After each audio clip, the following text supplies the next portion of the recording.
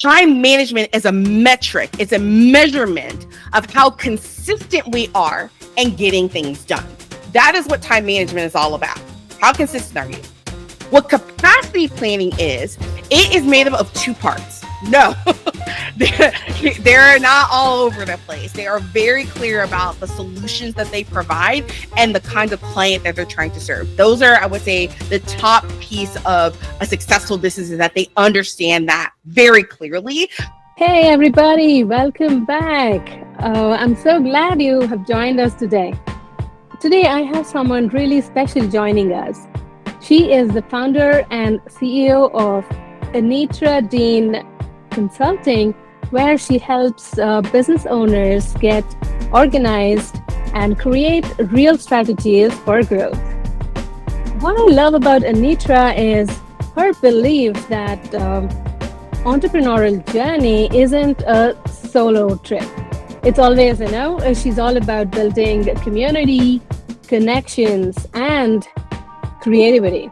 So stay tuned and find out more from Anitra. Hey Anitra, welcome to the show. It's so much fun to have you today. So excited to be here, Deonte. I'm excited about our conversation. Absolutely. It's really nice to have you, and I understand your inputs and your time are valuable. So let's dive right in. And before we start off, I would love to start from your story. What inspired you to start your consulting business and how you stepped into the entrepreneurial role? Awesome. No, that's a great question. So my journey into entrepreneurship actually started around 2018, 2019. My husband was a self-published fiction author at the time, and I was helping to run the back end of the business. And so right around the time when COVID happened, I was catching up with a colleague of mine, updating her on what was going on in my life, hearing about updates from her. And during that conversation, I was sharing with her about what I was doing with my husband's business, as well as what I was also doing at the nonprofit organization I was working with. And from that conversation, she asked me, like, Anitra, I love what you're doing. Do you think you can help me in my business? And I was like, well, sure. And that was how it all began. Just from in essence, a networking call, a catch-up call, just to reconnect with someone in my network. And then that prompted the journey and the start of my business. Fantastic. That's really interesting. So you've been there and done that since you started off. And yeah. So when you say organize your business, what is the most important aspect of it? So I think the important aspects of organizing your business, I think, is understanding that your business needs both strategy and structure in order to go ahead and grow. And I think a lot of times when people hear about organizing, people hear about systems, and like sometimes we'll feel, a little overwhelmed by all of those pieces. And we want to get into the middle of just the activities that we need to accomplish.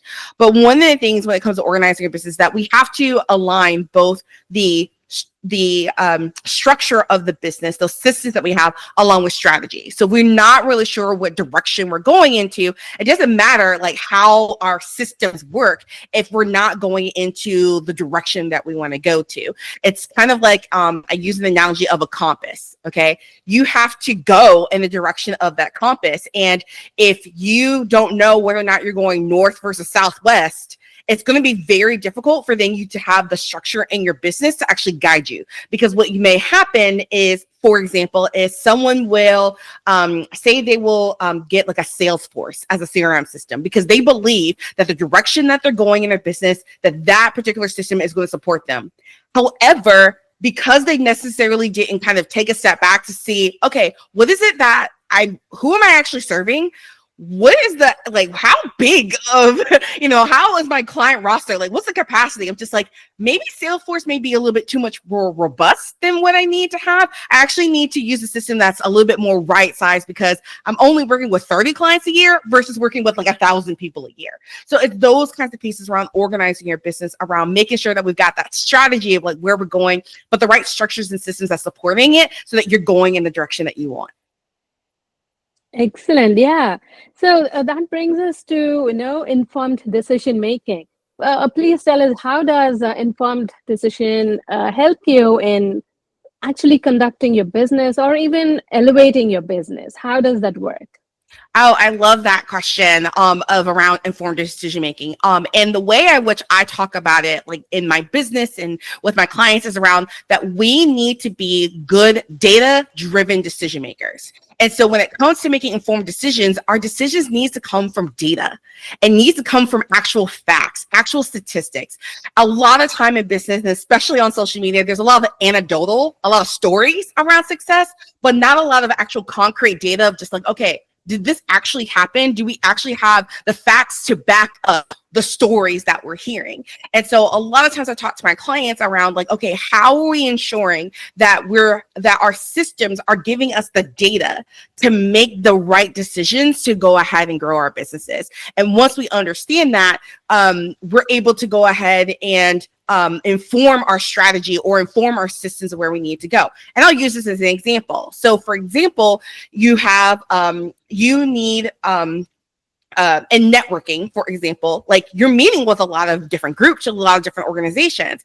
However, it's great to go ahead and meet a lot of new people. However, if those people that you're meeting aren't referring to you, you may be spending a lot of time and energy with people who actually aren't helping you to grow your business. So by having a system, usually a CRM system, that you're able to input the people who you're meeting with, the kinds of leads, and like who referred them to you, you're able to then go back into that system and say, ooh, my most top performing like person who's sending me an introduction is Jayanthi. I need to send her a gift basket, to thank her. Or no, Jayanthi's not actually sending me a whole lot of stuff, but I have another person who is. And so, but if we don't understand and get the data in order to inform us about what's happening in our business, then we're not making informed, data-driven decisions to help guide our businesses forward. Got you. Yeah, so true. You do not want to spend all the time. First of all, entrepreneurs are very short on time, usually. There's so much to accomplish, but a very limited time. So, yeah, definitely going with the informed decision takes out so many hurdles from your way. Absolutely. Yeah, right. So, I have a question for our audience too today that says, what is currently happening in your life that makes you feel happy? So, please do write in your comments what's making you happy these days. Okay, Anitra, so you were talking about networking as an example. Yes. What is your advice on effective networking? Because networking not necessarily has to end up in a sales or, something monetary, but what are your advice? So when it comes to networking, the way in which there are what I would say formal and an informal like kind of definitions around networking. So the point of networking itself is around identifying people who you can be in a mutually beneficial relationship with. And that mutually beneficial relationship could be in revenue and sales because someone introduced someone to a potential client. It could be an opportunity such as an introduction to speak on someone's stage or an introduction to go ahead and be featured in a magazine. So sometimes it may not necessarily be in cash in hand in a sense, but it could be opportunities to gain more visibility in your business. But again, and it's mutually beneficial between both partners. And so that's kind of more of the formal definition around like what networking is. The more informal definition is something that I like to call and I refer to as strategic dating. And so it's about understanding in essence and being able to build a relationship with them to be able to determine whether or not there is some long-term success with that relationship. Because when we're dating, we're trying to gather information about the other person to see, okay, do I want to be in this relationship long-term? Like, do we jive? Like, are we able to support one another? Do we have the same values? Do we have the same goals? And so kind of like what we do in a dating relationship, we're doing those kind of efforts in our networking and business development activities. And so when it comes to effective networking, it's understanding that one, who are you actually trying to connect with? That's an important piece. But the most essential piece of being an effective networker is follow-up. because, and I want to really dig into that, because a lot of people say, hey, you need to follow up. You met someone and you need to follow up. But the thing that I'm constantly asked about is not necessarily that people don't know that they need to do it. It's that they don't know how to do it. So many of my clients and people in my audience, they usually ask me just like, okay, well, how do I do that next step? How do I actually do the thing? I don't really know what to say after that conversation, or like, I don't even know what our next conversation should even be about. And so follow up is around being as intentional as possible around how you're going to move that relationship forward. And here's the thing, it's not copy and paste, and it's not cookie cutter. You have to understand the person that you're talking to and understand what their goals are versus your goals to ensure that that next follow-up touch point or outreach that you do is actually going to help to move your relationship forward. Got you. That's usually the thing, right? Most of entrepreneurs struggle in one of the pain points, pain areas is follow up. Yeah. So be it right after a networking event or a sales call, or even when, when you discover that somebody is interested in what you do, how do you take it forward? How are you going to be in touch with them? It's a kind of thing what you just explained. So yeah, absolutely. I totally agree with that. Yeah. Yeah, it's so, and again, it's not necessarily that people don't know about it. Like, we hear it all the time. I've seen so many posts on LinkedIn, like, you need to follow up. But like, where it happens is that like, people don't know how. And a lot of times people get distracted because you go to an event and then next thing you know, like, your kid gets sick. And so then you spend a week like trying to like go to the doctor, take care of your kid. And then you're like, oh my gosh, I totally forgot to like follow up with the people that I met. It happens all the time. We're all human. But because that ball gets dropped so much, we then end up leaving a lot of money and opportunities on the table that we don't actually get. And so part of the importance of follow-up is ensuring that we know the how, and essence, like, what is that next step, but we have systems in place to support our follow-up efforts. That's what helps us to actually move it forward. Yeah, that's very interesting. I know, very practical and doable for most of us. So if you get it all automated, it's going to take up so much of your efforts, and the keeping track of everything is hard. So yeah, automation is beautiful. Could you please elaborate a little more on automation?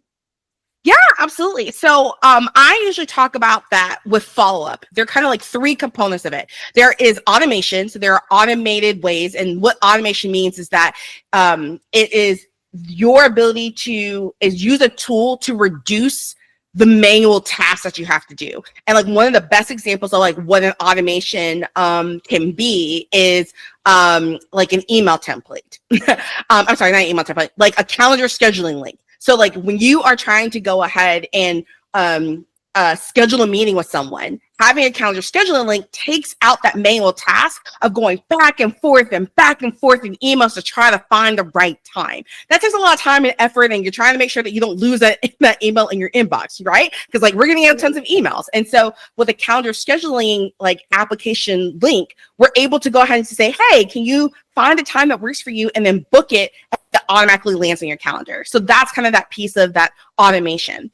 Then there's also semi-automation. So semi-automation is a combination where it's reducing manual tasks, but also is going to need a bit of a manual trigger. And so typically a semi-automated tool, I like to say, are templates. Because with a template, like an email template, in essence, you can kind of program, in essence, here's the standard language that we use, or here's the specific links that I know that I'm going to be sending a person. That, in essence, is that automation. You're already providing that information without having to manually find that link or manually having to type that same information over and over again. But the manual piece of it is being able to customize like a template to the person that you're speaking to, or you're going ahead and adding in additional information, that's relevant to that individual. So that's kind of where I talk about developing semi-automation by using templates. And then there's also delegation. And so that's when we completely remove it from our hands. We no longer do it.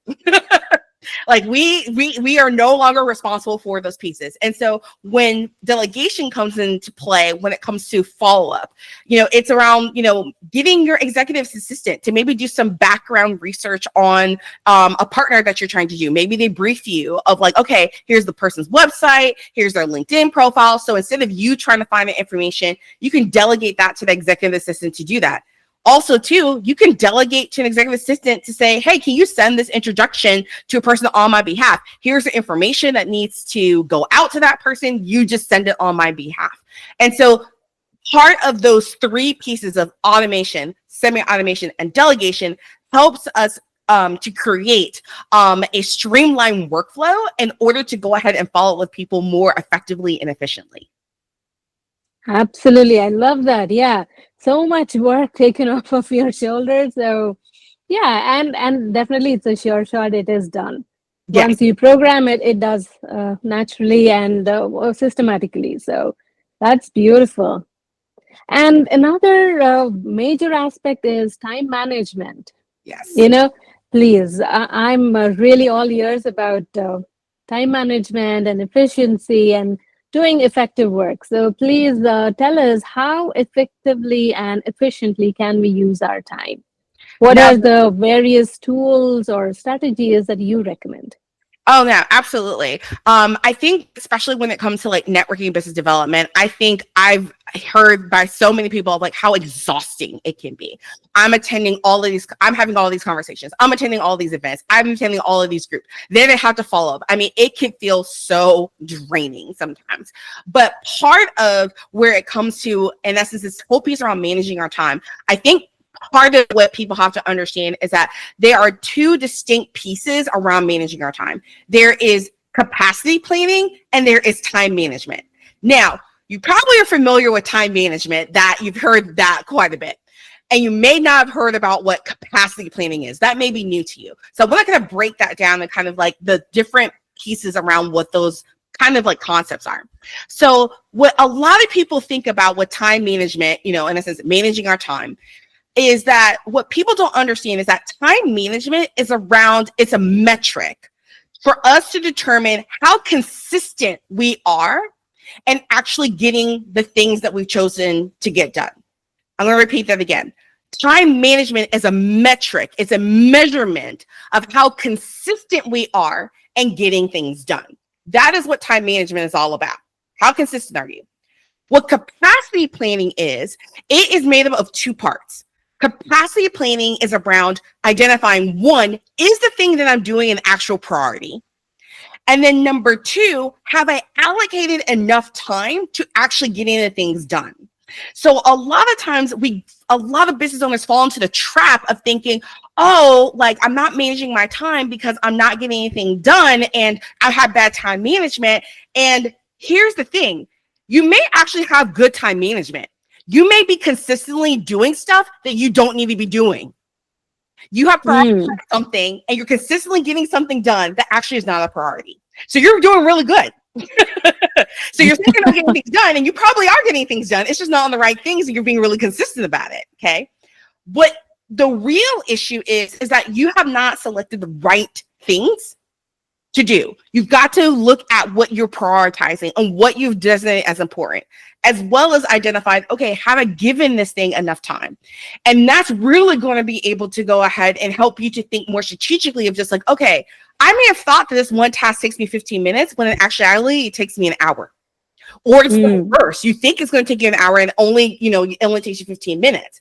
And so a part of that in being able to manage our time is recognizing what are the priorities and then are we giving it enough time, and then rearranging our schedule to make sure that the things that we actually need to get done are getting done. And then we are able to do those things consistently. God, you're beautiful and beautifully explained. Yeah, I know this concept of capacity is something not very familiar or very popular, I guess. Yeah, absolutely. Okay, so what's one mindset shift or tool or strategy that makes an effective time management? That's a great question. So I would say that a tool that you can use is actually a time tracker. So in my business, I use Clockify as my time tracker where I'm able to go ahead and see where I'm spending my time. So when I'm working with clients, or even if I'm working things in my business, I'm going ahead and notating, okay, it took me 15 minutes to go ahead and answer, review my inbox to go ahead and clean it up. It took me like 30 minutes to go ahead and like do the specific post.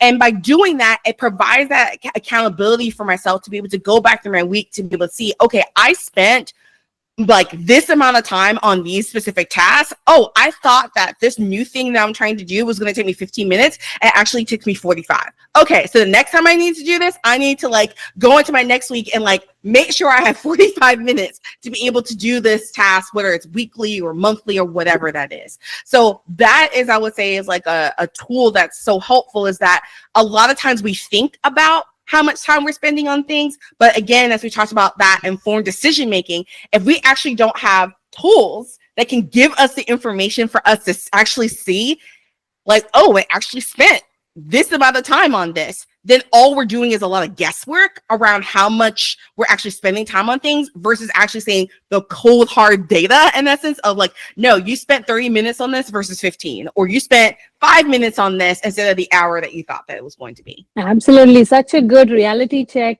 so that, you're prepared for the next time. Yes, absolutely. You can plan more, in accordance with what it actually takes. Yes, absolutely. Absolutely. So, Anitra, you started off, as you said, in 2019. What were some of your pain points when you started off as an entrepreneur? Yeah. So around that 2019, I was working with my husband in that business. And so that was that piece. When I started my consulting business, the one thing that I found that I really kind of struggled in my first year was actually understanding my sales cycle. And so one of the things that in my past, when I started out my career, was around being in higher education, so the academic calendar. So I understood, okay, during this time of the year, we do this. During this time of the year, we don't do this. Then I was in the nonprofit space and we had our grant making calendar. So I knew, okay, during this time of the year is when we give grants. During this time of the year, we don't give grants. So it was, I very much knew, in essence, like when certain things happen during the year.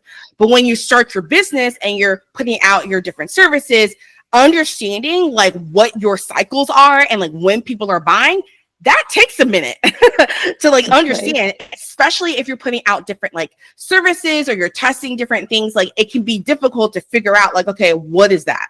But as my business grew and as I matured and really solidified like my offers, I was then able to see, okay, during this time of the year, like this is what my clients are actually like looking for. These are the kinds of pain points that they're having. Great. Then I was able to go ahead and communicate that information to my referral partners so that they were sending introductions to me during those times of the year when people actually needed those kinds of services from me.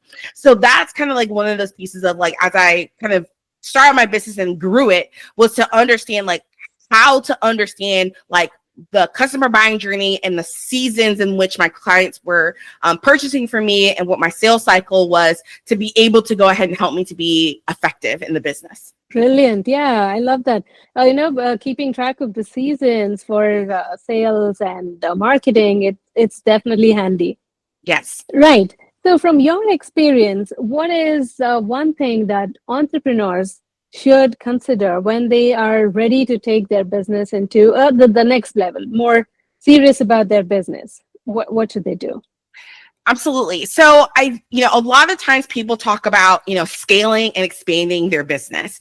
And the piece, and this is like, and it's completely out there, but the piece that people have to recognize is that as you're trying to grow, there are kind of two things to consider. One is systems, and I can't say that enough. Having good systems, streamlined, organized systems in your business is the thing that's going to go ahead and help you to maintain and retain clients. Because if a client comes into your business and it's completely disorganized, they can't get the information because your systems and processes are all over the place, they are not ever going to come back, or they're going to end the engagement because they don't believe that you've got your act together. So systems is so important, and making sure that you're documenting what you're doing is so important, because especially like when you start off as a business owner, it's just you. And so all of that is kind of in your head. But as you're trying to scale and grow, you're going to need to document them so that other people can go ahead and take that baton from you and then carry it forward. Okay. So that's that one piece. And then the other piece around, the other piece around as you're growing and expanding your business is that remembering that less is more. Okay. Because a lot of times when we think that we're trying to grow and expand, we think that we also have to do more things. That like, oh, I'm trying to grow my business, I have to do all things. I have to go and do more social media posts. I have to be in 5 more different marketing channels, or I have to, have these more different systems. Like we think that we need more. But in actuality, when it comes to growth, you actually need less. That's one of the pieces that helps you, because when you're growing, you have to be strategic and intentional and focused about what that next step is going to be in the business. And if you are in a million different places, it's going to be very, very hard for you to maintain that consistently over a long period of time, when in fact, if we're focused and we're strategic about like exactly what we're trying to go ahead and accomplish, and actually focusing on doing less, we're actually going to see that expansion and growth, because people are very clear about what it is that you're trying to do, versus seeing that like, oh, you're in like 300 different places, when in like, oh, you're only doing 2 things. Gotcha. I can focus on that. So that's that piece of systems, but then also recognizing that less is more. Perfect. And when you said the documentation, is that for your reference, or what is it? Could you please elaborate a little bit on the documentation purpose? How do you do the documenting, and what is it for? Absolutely. That's a great question. So when it comes around documenting, it does serve 2 purposes. It serves a purpose for you, because again, as you're growing your business, a lot of this stuff is still in your head. And so by documenting it for you, you're able to then be able to see kind of like, oh, there's a gap here, or, oh, I didn't realize that we actually did this one additional step. We don't need to do that anymore. So by documenting like what you're doing, your processes, it allows you to make sure that you're actually doing the most essential things, and that you're not actually doing things that you don't need to be doing. So it serves you well in that regard, as well as based upon what your exit plan is in your business. So whether or not you want to sell your business, whether or not you want to pass it down to someone, whether or not you want to merge your business with something, by documenting like what your processes is, it is so helpful, so that like if you decide to, wherever you decide on your exit strategy with your business, that documentation is there for another person to be able to go ahead and to take the lead of your business. So that's a very important piece. And the other piece too is that like, as a business owner, we're going to grow and expand. And sometimes that means adding team members or adding independent contractors. And so by documenting that process, or you're able to give that to a consultant that's coming into your business and saying, hey, I need help in this area. Here's the documentation, or like the checklist, or like whatever of like what we do. Can you help me make this better? So by having that documentation, if you're bringing in someone to help you, they're able to have a starting place to work with you, versus trying to guess where things start. As well as you're bringing in like team members to go ahead and to do certain things for your business, they don't have to guess what that step is. You have already provided them the information and that documentation to tell them, hey, we start here and then we need to end here. Here's how we get from A to Z.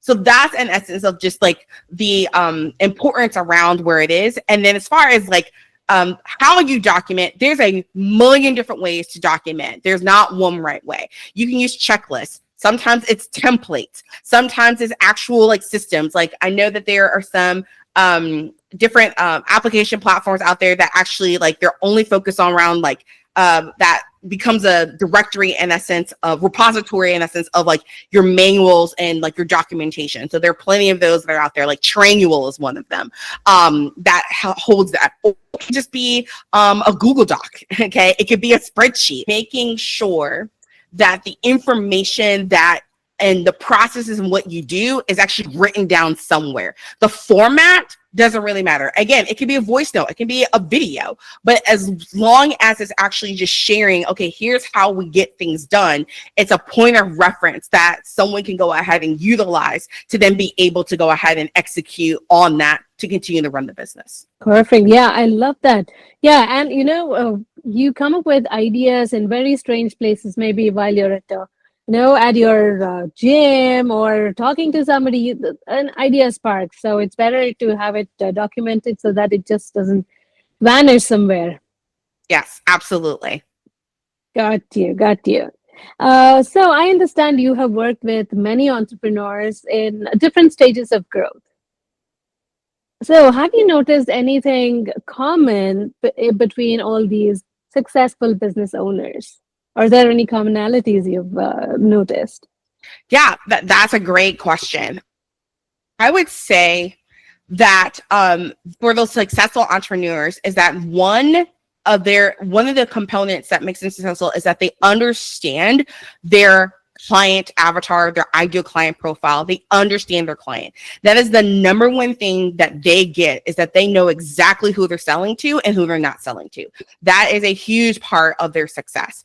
In addition, they also have been working on their messaging. So they're very clear with them around like what it is that what is their actual solution that they're actually providing their client. So it's not all over the place of like, I do bookkeeping and I also sell candles and I also go ahead and I can like, cut one. Like, no, they're not all over the place. They are very clear about the solutions that they provide and the kinds of client that they're trying to serve. Those are, I would say, the top piece of a successful business, is that they understand that very clearly, so that when they are communicating that, and wherever they're marketing themselves or when they're communicating that to like referral partners, then those individuals are able to go ahead and come back to them saying, hey, I want to work with you. Beautiful. Yeah, being specific always helps. Yes. It cuts down so many unnecessary time and space and efforts and everything. So be specific both for yourself and your clients. It's a golden rule. Yes, Anitra, that was really interesting. It's not having a plan, but also, how you show up in executing the plan is so important. That was fantastic. To move on, we have these fast five questions for you. Okay. You can give me short and smart answers. Okay. All right. What's your favorite free time activity? It's reading. Reading, I love it. What are you still working on as an entrepreneur? I'm currently working on a challenge that I'm going to be putting in July, called the Connection Cleanse, and I'm going to be challenging business owners to not do any new networking, go attend new events, make any new connections for an entire month, and only focus on connecting with your existing partners and clients. Oh my God, that's so cool. Yeah, it's like, reviewing your archive and making real good use of what you already have. Yes. Superb. Okay, so if you had to summarize or sum up entrepreneurship into one word, what would it be? Innovative. Cool. What's the best advice you've ever received? The best advice I've ever received, actually, I would say is something recent, is that, a lot of time we talk about stress management. But I think part of it is not necessarily stress. It's around actually that we're not giving ourselves enough time to rest. And so I had a really good business partner and friend of mine who told me, like, you need to rest, until you miss work, and then work until you miss rest. And that has been really, really helpful for me to make sure that I'm taking breaks and making sure that I'm actually like taking the time to actually rest and not overworking myself. Brilliant. Yeah, that is so true to so many of us. Right. So, Anitra, one word to describe you. Um, Enthusiastic. Fantastic. Fantastic. Yeah, those were really smart ones. I love it. Do you have any advice for our audience today? So I think my advice for y'all is just recognizing that you need in being successful, just making sure that you're creating good habits. Because in entrepreneurship, you're going to get thrown a lot of different things. And sometimes it feels like you're just all you're doing is putting out fires.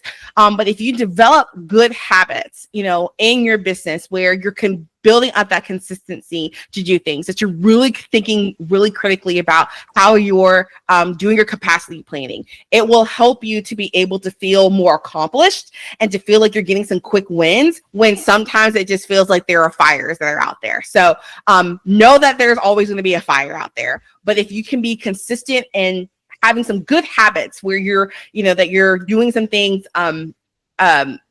regularly in your business, it will help you to feel more accomplished when Mhm. sometimes it feels like all you're doing is like, answering emails and like, talking to clients about their problems, or, your social media is not working. And so being able to have those little things can help you to feel like you're actually making some wins during your week. Brilliant. I love that. And if somebody wants to consult you, what's the best way to reach out to you? Absolutely. So you can reach me at my website at www.anitradeen.com.